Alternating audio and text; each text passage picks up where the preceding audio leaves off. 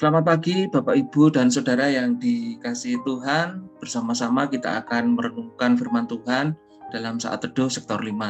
Sebelumnya mari kita memujikan sebuah lagu pujian.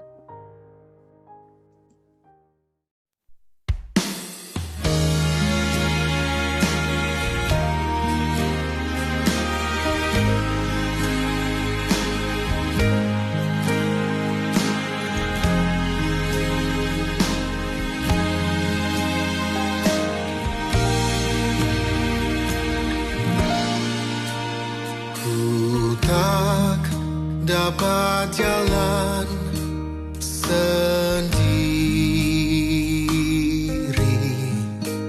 Tuhan tolonglah daku,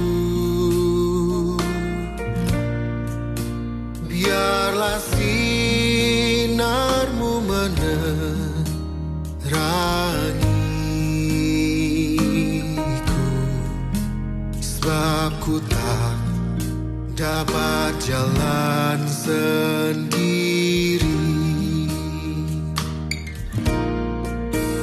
Ku tak dapat jalan sendiri, Tuhan tolonglah daku, biarlah sinar-Mu menerangiku,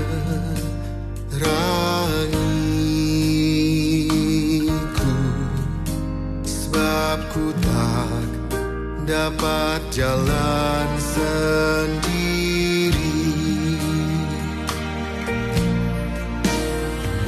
Melewati lembah duka semu,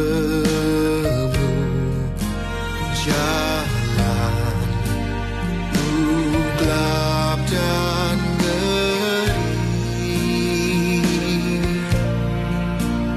Tuhan ku perlu pertolongan-Mu, sebab ku tak dapat jalan sendiri.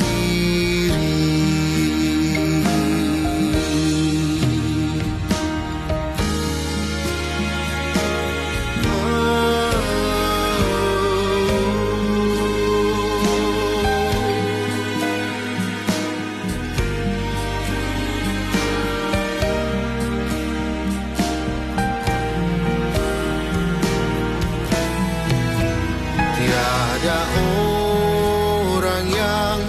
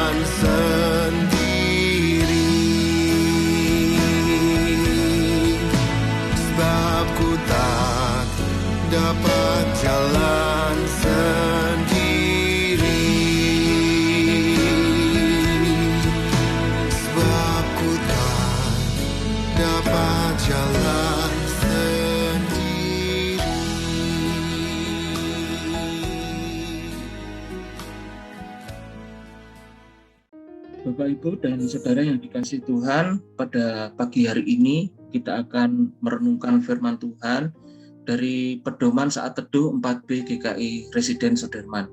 Pada pagi hari ini kita akan merenungkan firman Tuhan dari Kisah Para Rasul 16 ayat 19 sampai dengan 34 dengan tema Bila Tuhan Beserta Kita.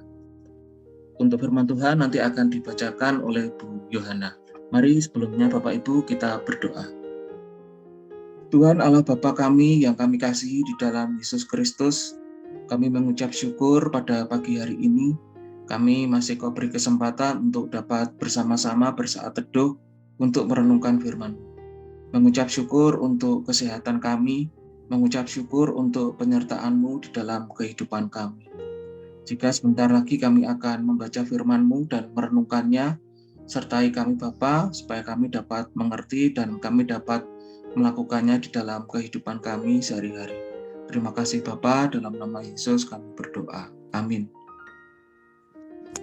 Kisah Para Rasul pasal 16 ayat 19 sampai dengan 34. Ketika tuan-tuan perempuan itu melihat bahwa harapan mereka akan mendapat penghasilan lenyap, mereka menangkap Paulus dan Silas. Lalu mereka menyeret mereka ke pasar untuk menghadap penguasa.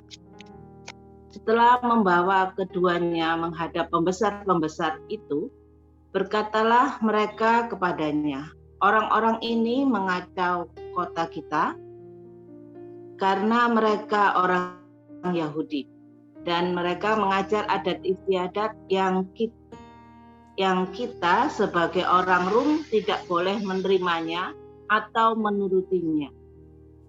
Juga orang banyak bangkit menentang mereka. Lalu pembesar-pembesar kota itu menyuruh mengoyakkan pakaian dari tubuh mereka dan mendera mereka. Setelah mereka berkali-kali didera, mereka dilemparkan ke dalam penjara. Kepala penjara diperintahkan untuk menjaga mereka dengan sungguh-sungguh. Sesuai dengan perintah itu, kepala penjara memasukkan mereka ke ruang penjara yang paling tengah dan membelenggu kaki mereka dalam pasungan yang kuat. Tetapi kira-kira tengah malam, Paulus dan Silas berdoa dan menyanyikan puji-pujian kepada Allah, dan orang-orang hukuman lain mendengarkan mereka.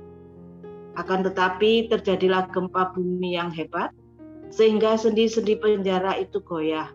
Dan seketika itu juga terbukalah semua pintu dan terlepaslah belenggu mereka semua. Ketika kepala penjara itu terjaga dari tidurnya dan melihat pintu-pintu penjara terbuka, ia menghunus pedangnya hendak membunuh diri. Karena ia menyangka bahwa orang-orang hukuman itu telah melarikan diri.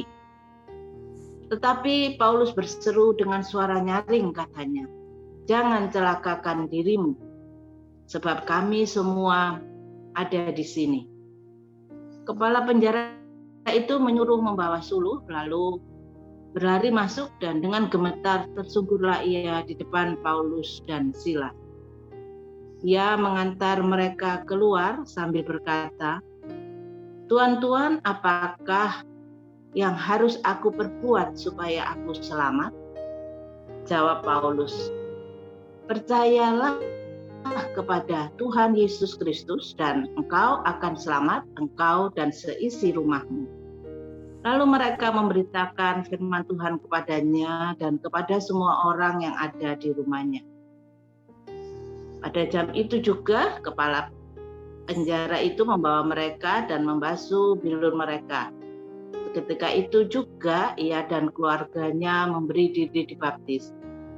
Lalu ia membawa mereka ke rumahnya dan menghidangkan makanan kepada mereka. Dan ia sangat bergembira bahwa ia dan seisi rumahnya telah menjadi percaya kepada Allah. Demikian firman Tuhan. Terima kasih Bu Yohana. Bapak, Ibu, dan Saudara, masih ingatkah kemarin kita sudah membaca renungan bagaimana Rasul Paulus mengusir roh jahat yang ada dalam diri hamba perempuan yang mempunyai roh tenung. Akibat dari yang dilakukan Paulus membuat tuan-tuan perempuan itu mengalami kerugian karena penghasilan mereka lenyap. Mereka menangkap Paulus dan Silas, kemudian menghadapkan kepada penguasa Roma. Bagaimana nasib Paulus dan Silas ketika ditangkap? Mari Bapak Ibu kita merenungkannya. Pada ayat sebelumnya, yaitu ayat 18, menyatakan bahwa Paulus mengusir keluar roh jahat atau roh tenung yang ada pada hamba perempuan itu. Akibatnya dari hal ini, maka tuan-tuan dari hamba perempuan itu mengalami kerugian karena penghasilan mereka lenyap, sehingga mereka menangkap Paulus dan Silas yang kemudian diajukan ke penguasa kota. Dari laporan tuan-tuan hamba perempuan kepada pembesar-pembesar kota, mengakibatkan Paulus dan Silas didera dan dimasukkan ke dalam penjara. Ketika di dalam penjara, Paulus dan Silas pada tengah malam berdoa dan menyanyikan puji-pujian kepada Allah. Kemudian terjadilah gempa bumi yang hebat sehingga pintu penjara terbuka dan belenggu pada Paulus dan Silas terlepas. Kejadian ini membuat kepala penjara berusaha untuk bunuh diri karena dia mengira Paulus dan Silas telah melarikan diri. Namun Paulus berkata kepada kepala penjara untuk tidak mencelakakan dirinya karena mereka tidak melarikan diri. Kepala penjara itu gemetar, tersungkur di depan Paulus dan Silas dan bertanya, apa yang harus dia perbuat agar dirinya selamat? Mereka berkata agar percaya pada Tuhan Yesus Kristus, dan kepala penjara kemudian membawa Paulus dan Silas ke rumahnya untuk mengobati mereka. Kemudian kepala penjara beserta keluarganya memberi diri untuk dibaptis. Dia dan seisi rumahnya telah menjadi percaya kepada Allah. Ayat yang ke-34. Dalam renungan kita pada hari ini, Bapak Ibu, tampak bahwa penjara, yaitu sebagai hambatan dan tantangan, tidak menghentikan pelayanan Paulus dan Silas.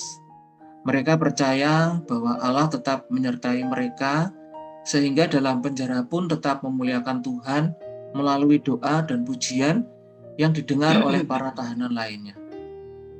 Apa yang mereka lakukan berdampak kepada kepala penjara dan keluarganya untuk meminta dibaptis dan menjadi percaya pada Tuhan Yesus. Bapak Ibu, mari kita merenungkan. Bagaimana dengan pelayanan kita selama ini? Apakah ada hambatan dan tantangan dalam pelayanan kita dan bagaimana kita menghadapinya? Apakah kita yakin dan percaya bahwa Tuhan beserta dalam pelayanan kita? Mari Bapak Ibu kita berdoa. Tuhan, dalam pelayanan kami sering mengalami hambatan dan tantangan, baik itu yang berasal dari dalam diri kami sendiri, orang lain maupun lingkungan yang ada di sekitar kami. Terima kasih kalau pada pagi hari ini kami boleh belajar dari Paulus dan Silas yang meskipun mereka di dalam penjara, mereka tetap memuliakan Tuhan melalui pujian dan doa. Karena mereka percaya bahwa Tuhan selalu menyertai mereka. Karena iman mereka ini, maka kepala penjara dan keluarganya meminta dibaptis dan menjadi percaya kepada Tuhan. Tuhan, kami berdoa, beri hamba-Mu kekuatan agar kami tetap percaya bahwa Engkau selalu menyertai kami dalam menghadapi hambatan dan tantangan di dalam pelayanan kami. Terima kasih Tuhan, di dalam nama Tuhan Yesus kami berdoa. Amin. Bapak, Ibu, dan Saudara, mari kita meresponi apa yang kita renungkan pada pagi hari ini dengan terus berdoa memohon penyertaan Tuhan di dalam pelayanan kita, agar kita tidak mudah menyerah dan terus bersemangat di dalam pelayanan kita. Sehingga pelayanan kita dapat berdampak bagi orang lain yang berada di sekitar kita. Untuk keluarga, untuk orang-orang terdekat kita, maupun untuk masyarakat yang ada di sekitar kita. Terima kasih Bapak Ibu untuk kebersamaan kita pagi hari ini. Tuhan Yesus menyertai kita. Amin.